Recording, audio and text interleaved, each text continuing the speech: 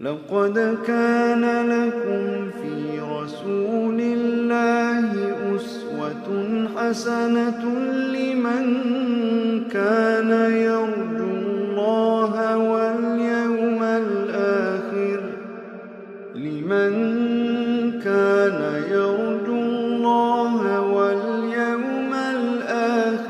وذكر الله كثيرا.